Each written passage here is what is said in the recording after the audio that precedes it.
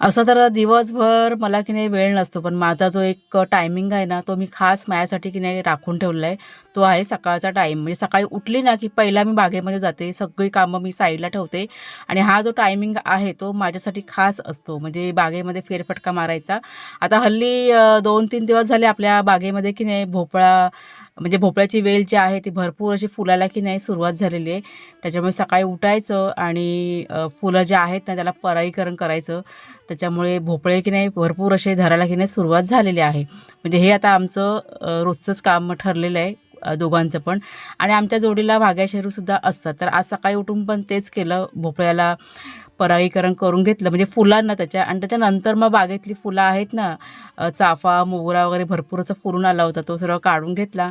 कुणालच्या बाबांनी घेतलं होतं त्यांचं काम करायला. म्हणजे आता मांडव वगैरे आहे ना, त्याला काट्या वगैरे लावल्या त्यांनी सुरुवात केली आणि त्याच्यानंतर मी आले घरामध्ये. घरातली सगळी झाडलोट करून घेतली. चूल पेटवली आणि चुलीतली राख आहे ना, नेऊन झाडांना घातली आणि त्याच्यानंतर सगळ्यात शेवटी काम तर नाश्ता करून